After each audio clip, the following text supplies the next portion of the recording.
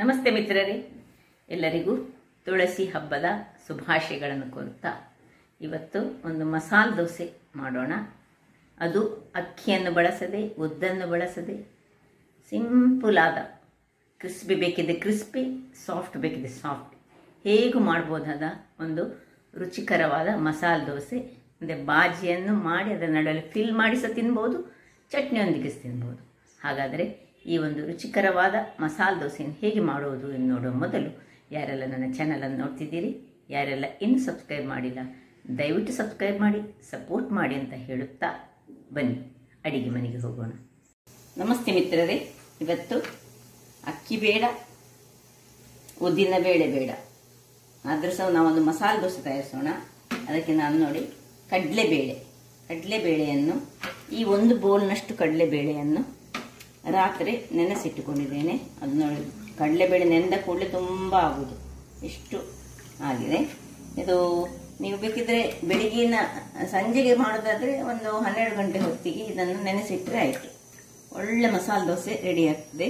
ಇದಕ್ಕೆ ಒಂದು 4 ಸ್ಪೂನ್ನಷ್ಟು, ಅಂದರೆ ಇದರಲ್ಲಿ ಈ ಬೌಲ್ನಲ್ಲಿ ಅರ್ಧ ಬೌಲ್ನಷ್ಟು ಮೊಸರು, ಅರ್ಧ ಬೌಲ್ನಷ್ಟು ಈ ಸಪೂರ ಸಜ್ಜಿಗೆ, ಇನ್ನು ಮಸಾಲೆ ಒಳಗೆ ಹಾಕಲಿಕ್ಕೆ ಒಂದು ಎಷ್ಟು ನೀರುಳ್ಳಿ ಬೇಕೋ ಅಷ್ಟು ನೀರುಳ್ಳಿ. ನೋಡಿ, ಇಲ್ಲಿ ಬಟಾಟೆಯನ್ನು ನಾನು ಬೇಯಿಸಿಟ್ಟುಕೊಂಡಿದ್ದೇನೆ, ಬೇಯಿಸಲಿಕ್ಕೆ ಬೆಂದಾಯ್ತು. ಈಗ ಇದು ಜಸ್ಟ್ ಬೆಂದಿದ್ದಷ್ಟೇ, ಅದನ್ನು ಸ್ವಲ್ಪ ಹೊತ್ತಲ್ಲಿ ತೆಗಿತೇನೆ. ಇನ್ನು ಒಂದು 3 ಕಾಯಿ ಮೆಣಸು, ಸ್ವಲ್ಪ ಕರಿ ಬೇವಿನ ಸೊಪ್ಪು, ಒಂದು ತುಂಡು ಶುಂಠಿ ಮತ್ತು ಈ ಕೊತ್ತಂಬರಿ ಸೊಪ್ಪು ನಾನು ಇವತ್ತು ಕಡಿಮೆ ಉಂಟು.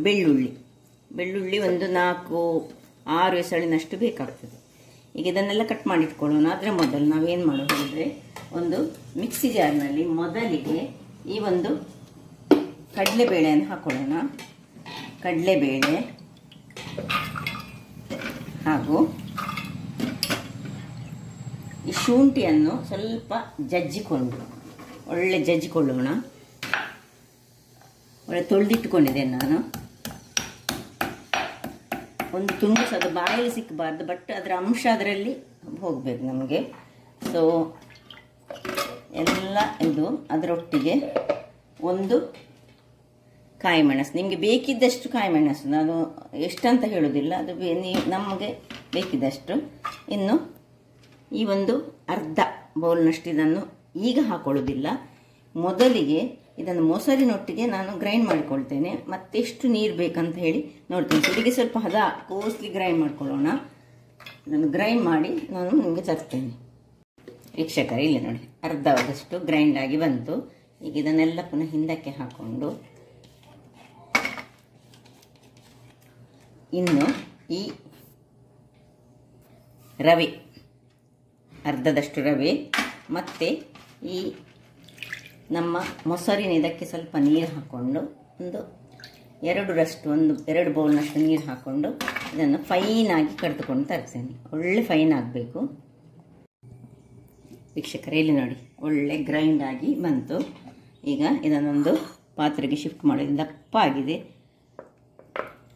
ಅದು ರವೆ ಹಾಕಿದ ಕೂಡಲೇ ಹಾಗೆ ದಪ್ಪ ಆಗ್ತದೆ. ಈಗ ಇದನ್ನು ನಾವು ಇದಕ್ಕೆ ಸ್ವಲ್ಪ ನೀರನ್ನು ಹಾಕ್ಕೊಂಡು ಅದರ ಹದವನ್ನು ರೆಡಿ ಮಾಡಿಕೊಳ್ಳೋಣ.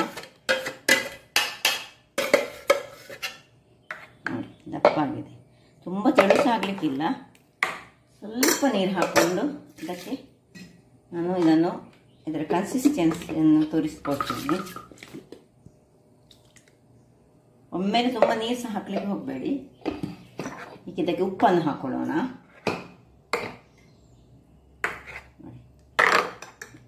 ಎಳಿಲಿಕ್ಕೆ ಬರಬೇಕು ನಮಗೆ, ಮಸಾಲೆ ದೋಸೆ ಹಾಗೆ ಎಳಿಲಿಕ್ಕೆ ಬರಬೇಕು. ನೋಡಿ, ದೋಸೆಯ ಕನ್ಸಿಸ್ಟೆನ್ಸಿ ಹೇಗೆ ಉಂಟು ಹಾಗೆ ಮಾಡಬೇಕು. ಇದಕ್ಕೆ ಸ್ವಲ್ಪ ಉಪ್ಪನ್ನು ಸೇರಿಸ್ಕೊಂಡು ಒಂದು 10 ನಿಮಿಷಗಳ ಕಾಲ ನಮಗೀಗ ಇದನ್ನು ಮುಚ್ಚಿಡಲಿಕ್ಕೆ ಉಂಟು. ಅಷ್ಟೊತ್ತಲ್ಲಿ ನಾವು ಅದಕ್ಕೆ ಬಾಜಿಯನ್ನು ರೆಡಿ ಮಾಡ್ಕೊಳ್ಳೋಣ. ನೋಡಿ, ಸ್ವಲ್ಪ ಉಪ್ಪನ್ನು ಹಾಕ್ಕೊಂಡೆ, ರುಚಿಗೆ ತಕ್ಕಷ್ಟು ಉಪ್ಪನ್ನು ಹಾಕ್ಕೊಂಡು ಸರಿಯಾಗಿ ಒಮ್ಮೆ ಬೀಟ್ ಮಾಡ್ಕೊಳ್ಳೋಣ. ಒಂದೇ ಸೈಡಲ್ಲಿ ಹೀಗೆ, ಬೀಟರಲ್ಲಿ ಇದ್ದರೆ ಬೀಟರಲ್ಲಿ ಸಹ ಬೀಟ್ ಮಾಡ್ಕೊಳ್ಬೋದು, ಕೈಯಲ್ಲಿ ಬೇಕಿದ್ರೆ ಕೈಯಲ್ಲಿ ಸಹ ಮಾಡ್ಕೊಳ್ಬೋದು. ಕೈಯಲ್ಲಿ ಮಾಡಿದರೆ ಹೆಚ್ಚಾಗಿ ಬೇಗ ಅದು ಹುದುಗಿಕೊಳ್ಳುವುದು. ನಮಗೆ 10 ನಿಮಿಷ ಸಾಕು ಹುದುಗಲಿಕ್ಕೆ. ಅದು ಅಂದರೆ ಫರ್ಮೆಂಟ್ ಆದಾಗೆ ಆಗ್ತದೆ ಅದು. ಒಂದು 10 ನಿಮಿಷ ಇದನ್ನೀಗ ಪಕ್ಕಕ್ಕೆ ಇಟ್ಕೊಂಡಿದ್ದೇನೆ. ಇದು ಹುದುಗಿಕೊಂಡು ಬರಲಿ, ಒಂದು 10 ನಿಮಿಷ ಸಾಕು. ಇಲ್ಲಿ ನೋಡಿ, ಬಟಾಟೆ ಎಲ್ಲ ನಾನು ಬೇಯಿಸಿದ ಬಟಾಟೆಯನ್ನು ಚೆನ್ನಾಗಿ ಅದರ ಸಿಪ್ಪೆ ಎಲ್ಲ ತೆಗೆದು ರೆಡಿ ಮಾಡಿ ಇಟ್ಕೊಂಡಿದ್ದೇನೆ. ಇದನ್ನು ಹೀಗೆ ಮ್ಯಾಶ್ ಮಾಡ್ಕೊಳ್ಳೋಣ. ನೋಡಿ, ನೀರುಳ್ಳಿ ಒಂದೂವರೆ ದೊಡ್ಡ ನೀರುಳ್ಳಿಯನ್ನು ಕಟ್ ಮಾಡಿ ಇಟ್ಕೊಂಡು ಹೀಗೆ ಉದ್ದ ಕಟ್ ಮಾಡಿದ್ದೇನೆ. ಕಾಯಿ ಮೆಣಸು ನಿಮಗೆ ರುಚಿಗೆ ಬೇಕಿದ್ದಷ್ಟು. ಇನ್ನೀಗ ನೋಡಿ, ಕೊತ್ತಂಬರಿ, ಶುಂಠಿ, ಬೆಳ್ಳುಳ್ಳಿ. ಇಲ್ಲೀಗ ಒಂದು ಪಾತ್ರೆಯನ್ನು ಇಟ್ಕೊಂಡಿದ್ದೇನೆ. ಪಾತ್ರೆಯನ್ನು ಇಟ್ಕೊಂಡು ಅದಕ್ಕೆ ಒಂದು 2-3 ಚಮಚಗಳಷ್ಟು ಎಣ್ಣೆಯನ್ನು ಹಾಕೊಳ್ಳೋಣ. ಎಣ್ಣೆ ನೀವು ಸ್ವಲ್ಪ ಸಹ ಹಾಕೊಂಡು ಮಾಡ್ಬೋದು, ತುಂಬ ಹಾಕೊಂಡು ಸಹ ಹೇಗೆ ಸಹ ಆಗ್ತದೆ. ಸ್ವಲ್ಪ ಎಣ್ಣೆ ಬಿಸಿ ಆಗುವಾಗ, ಎಣ್ಣೆಯ ಬಿಸಿ ಆಗುವಾಗ ಸ್ವಲ್ಪ ಇದನ್ನು ಸಣ್ಣದು ಮಾಡಿಕೊಂಡು ಇದರಲ್ಲಿ ಉದ್ದಿನ ಬೇಳೆ ಹಾಕ್ಕೊಳ್ತಿದ್ದೇನೆ. 1 ಚಮಚ ಉದ್ದಿನ ಬೇಳೆ ಹಾಕಿ, ಇನ್ನು ಬೆಳ್ಳುಳ್ಳಿ, ಸಣ್ಣದಾಗಿ ಹೆಚ್ಚಿಟ್ಕೊಂಡ ಬೆಳ್ಳುಳ್ಳಿಯನ್ನು ಹಾಕ್ಕೊಳ್ತಿದ್ದೇನೆ. ಇನ್ನು ಶುಂಠಿ, ಸಣ್ಣದಾಗಿ ಹೆಚ್ಚಿಟ್ಕೊಂಡ ಶುಂಠಿ, ಕರಿಬೇವಿನ ಸೊಪ್ಪು ನೀವು ಎಷ್ಟು ಸಹ ತುಂಬ ಹಾಕಿದರೆ ಸಹ ಒಳ್ಳೆಯದಾಗ್ತದೆ, ತುಂಬ ಸಹ ಹಾಕ್ಕೊಳ್ಬೋದು. ಕಾಯಿ ಮೆಣಸು ಇಷ್ಟನ್ನು ಹಾಕಿ ಸ್ವಲ್ಪ ತಿರುಗಿಸ್ಕೊಳ್ಳೋಣ.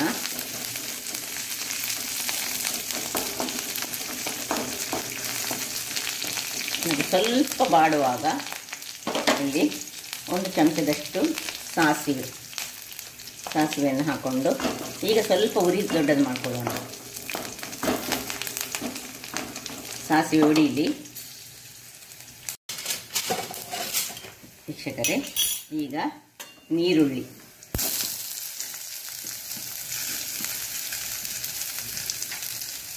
ಕೆಲವರು ತುಂಬ ಎಣ್ಣೆ ಹಾಕ್ಕೊಳ್ತಾರೆ. ತುಂಬ ಎಣ್ಣೆ ಹಾಕೊಂಡ್ರೆ ಒಳ್ಳೆ ರುಚಿ ಬರ್ತದೆ.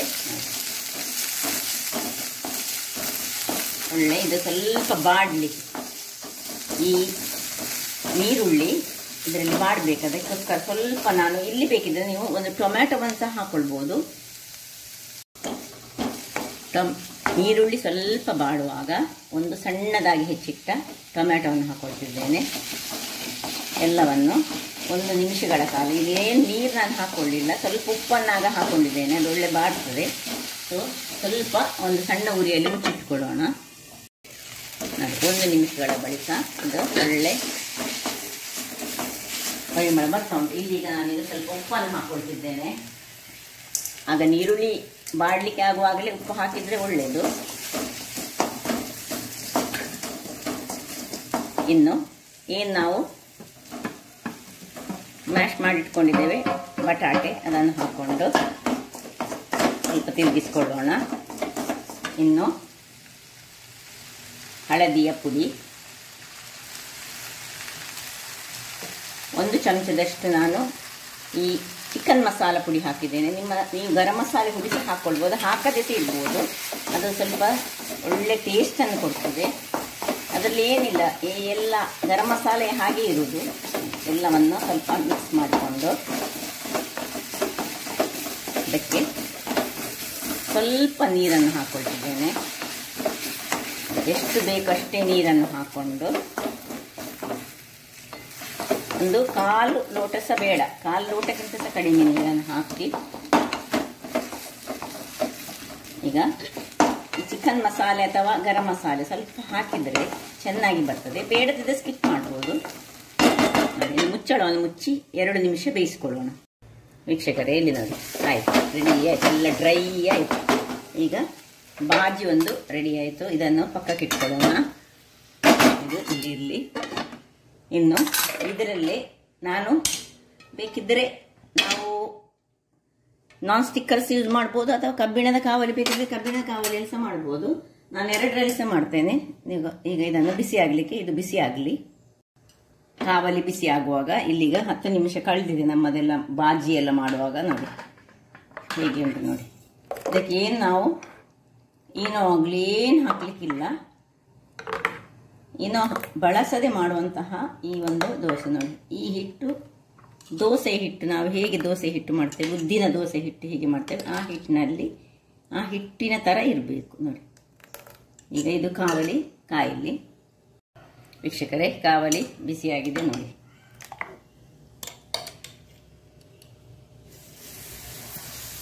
ಒಂದು ಎಷ್ಟು ತೆಳುವಾಗಿ ನಿಮಗೆ ಇದನ್ನು ಎಳಿಲಿಕ್ಕಾಗ್ತದೆ ಅಷ್ಟು ತೆಳುವಾಗಿ ನಾವು ಎಳ್ಕೊಳ್ಬೇಕು. ಎಷ್ಟು ದೊಡ್ಡದು ಸಹ ಮಾಡಲಿಕ್ಕೆ ಆಗ್ತದೆ. ನಿಮ್ಮ ಕಾವಲು ಎಷ್ಟು ದೊಡ್ಡದುಂಟು ಅಷ್ಟು ದೊಡ್ಡದಾಗಿ ಮಾಡಿಕೊಳ್ಳಿ. ಇನ್ನು ಮೇಲಿನಿಂದ ಸ್ವಲ್ಪ ತುಪ್ಪವನ್ನು, ಅದಕ್ಕೆ ಏನು ಏನು ಹಾಕ್ತಾ ಇಲ್ಲ ನಾವು. ಈಗ ಮುಚ್ಚಳವನ್ನು ಮುಚ್ಚಿಕೊಂಡು ಒಂದು 2-3 ನಿಮಿಷಗಳ ಕಾಲ ಬೇಯಿಸ್ಕೊಳ್ಳೋಣ. ಇದೇ ಇಲ್ಲಿ ಆಗ್ತಾ ಇರುವಾಗ ನಾನು ಕಬ್ಬಿಣದ ಕಾವಲಿ ಇಟ್ಟಿದ್ದೇನೆ. ಕಬ್ಬಿಣ ಕಾವಲಿ ಇರೋರು ಕಬ್ಬಿಣ ಕಾವಲಿಯಲ್ಲೇ ಮಾಡಿ ನೋಡಿ. ಸ್ವಲ್ಪ ನೀರನ್ನು ತುಂಬಿಸ್ಕೊಳ್ಳಿ. ಹೀಗೆ ತುಂಬಿಸ್ಕೊಂಡು ಸ್ವಲ್ಪ ಅದು ಆವಿ ಆಗಿ ಉಳಿಸ್ಕೊಳ್ಳೋಣ. ಇದು ಹೀಟ್ ಬ್ಯಾಲೆನ್ಸ್ ಮಾಡಿಕೊಂಡು ನಾವು ಸ್ವಲ್ಪ ತುಪ್ಪವನ್ನು ಬೇಕಿದ್ರೆ ಹೀಗೆ ಮಾಡ್ಕೊಳ್ಬೋದು. ಹೆಚ್ಚಾಗಿ ಎಣ್ಣೆ ತುಪ್ಪ ಎಲ್ಲ ಹಾಕಿದರೆ ತೆಳುವು ಎಳಿಲಿಕ್ಕೆ ಬರೋದಿಲ್ಲ, ಅದಕ್ಕಾಗಿ ಹಾಕ್ಕೊಳ್ಳಿದ್ರೆ ಸುರಿಗೆ ಸಣ್ಣದಾಗಿ.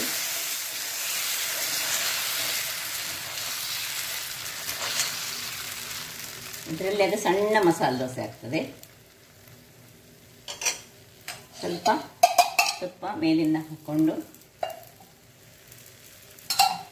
ಮುಚ್ಚಳವನ್ನು ಮುಚ್ಚಿಕೊಂಡು ಬೇಯಿಸ್ಕೊಳ್ಳೋಣ. ವೀಕ್ಷಕರೇ, ಇಲ್ಲಿ ನೋಡಿ 2-3 ನಿಮಿಷಗಳ ಬಳಿಕ ಒಳ್ಳೆ ದೋಸೆ ರೆಡಿಯಾಗಿದೆ.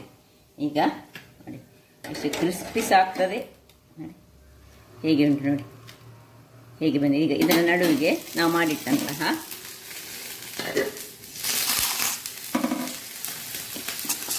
ಇದನ್ನು ಹಾಕೊಳ್ಳೋದು.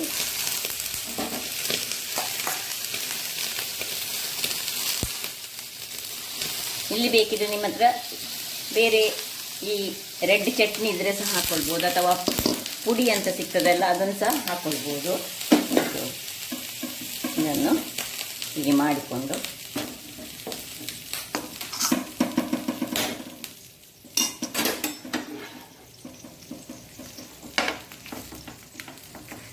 ಕ್ರಿಸ್ಪಿಯಾದ ಮಸಾಲೆ ದೋಸೆ ರೆಡಿಯಾಗಿದೆ. ಇನ್ನೀಗ ಇದನ್ನು ಸರ್ವ್ ಮಾಡೋಣ. ಇಲ್ಲಿ ನೋಡಿ, ಇದು ಸಹ ರೆಡಿ ಆಗ್ತಾ ಬಂತು. ಆಗ್ತಾ ಇರಲಿ, ಇದು ಅಲ್ಲಿ ಆಗ್ತಾ ಇರುವಾಗ ಇಲ್ಲಿ ಇದನ್ನು ತೆಗೆದುಕೊಳ್ಳೋಣ.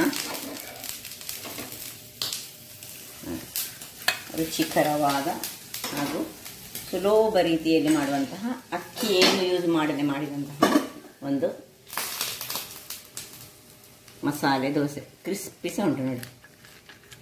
ಒಡಿಲಿಕ್ಕೆ ಇದನ್ನು ನಿಮಗೆ ಇನ್ನೊಂದು ದೋಸೆ ಮಾಡಿ ಅದನ್ನು ಹೀಗೆ ಕ್ರಿಸ್ಪಿ ಹೇಗೆ ಉಂಟು ಹೇಳಿ ತೋರಿಸ್ಕೊಡ್ತೇನೆ. ವೀಕ್ಷಕರೇ ನೋಡಿ, 2ನೇ ದೋಸೆ ಕ್ರಿಸ್ಪಿನೆಸ್ ನೋಡಿ ಎಷ್ಟು ಚೆನ್ನಾಗಿ ಬಂದಿದೆ ಹೇಳಿದರೆ.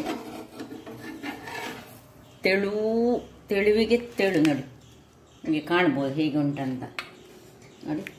ಹೀಗೆ ಒತ್ತಿದರೆ ನೋಡಿ ಪುಡಿ ಪುಡಿ ಆಗುವಾಗಲೇ ಉಂಟು. ಇದರ ನಡುವಲ್ಲಿ ಸ್ವಲ್ಪ ನಾವು ಏನು ಮಸಾಲೆಯನ್ನು ಹಾಕಿದರೆ ಸೂಪರಾದ ಮಸಾಲೆ ದೋಸೆ. ಏನು